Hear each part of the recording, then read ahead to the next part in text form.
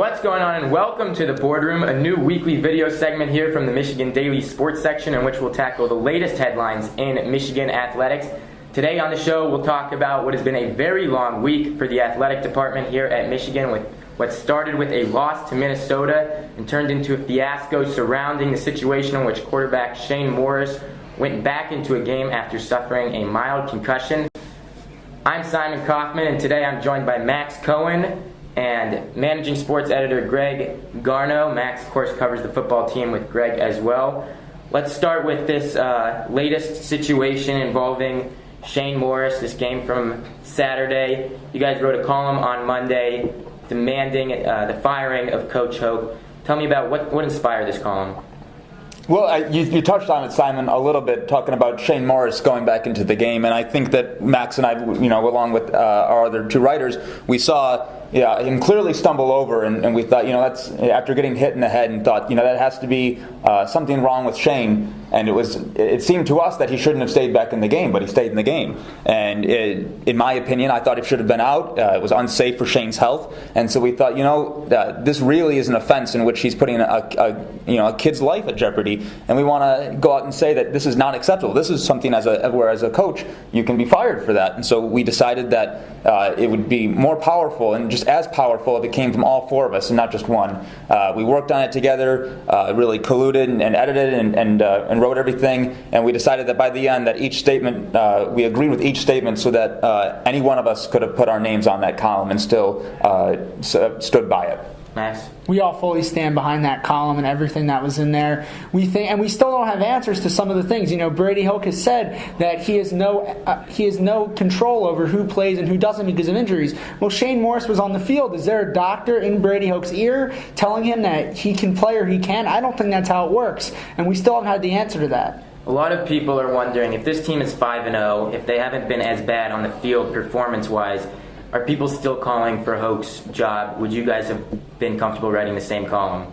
Yes, I think that the biggest thing here is that I don't think on a 5-0 football team where everything is running smoothly, I think there's better communication than to have a player clearly displaying signs of a concussion on the football field. I don't think that flies on a 5-0 team, and I think the head coach knows within an instant of that happening. And I think the thing to acknowledge, too, is that Brady Hoke had a chance to own up to this and to acknowledge his mistake, or at least say, hey, I should not have left Shane in the game. He had a chance on Saturday night's press conference. He wrote a statement out on Sunday night. He had a chance to say something as well. And then he had a chance on Monday's press conference, after we put out the column. And he didn't own up to that. And as a leader, we think that's one of the things you need to do. So I think that we still stand behind our column for that very reason. You mentioned the mess that this has turned into. They released a press conference very late Sunday night in regards to the situation. Didn't answer a lot of questions that people were wondering. Ultimately, who does this mess fall on? Is it solely on Coach Hoke, or does athletic director Dave Brandon, what part does he play in this? Well, I think that a lot of it falls on Coach Hoke. He's the one on the sideline. He's the one that makes decisions about who's going in and out. And I think that he's got to have, some say in how if Shane stays in that game. But I also think that it's fair to point some of the blame at Brandon. He's the one that can, talk with Hoke about this. He's the one that hired Hoke in the first place. So he's got a chance to make the situation right. That Hoke clearly messed up in. Well, as we wrote after Dave Brandon released that statement at 12:52 on Tuesday morning, we think that this whole ordeal shows a lack of institutional dysfunction within the athletic department. To have Hoke out there at 12 o'clock Monday afternoon saying that there's going to be a statement from a medical doctor and that we should all refer to that, and then the statement comes more than 12 hours later from David Brandon, who, to our knowledge, is not a medical doctor, and so many things that conflicted what Hoke said. So there's clearly something going on there that we still do not know what transpired in those 12 hours. And correct me on that, Max, you're right. They came out very early Tuesday morning, not Monday morning. There was a rally held last night, Tuesday night, and it was calling for the firing of Dave Brandon. Several hundred students on the diag, and then they marched over to President Schlichtel's house. Can you remember seeing the student body this fired up about something in the past? No, I do not remember seeing the student body this fired up about anything in the past. I think last year, people were outraged at the Brendan Gibbons incident last year, which the Michigan Daily broke. People were upset, but there were no large-scale rallies. That might be because it's in the winter, but still, I didn't see that kind of same passion from the student body.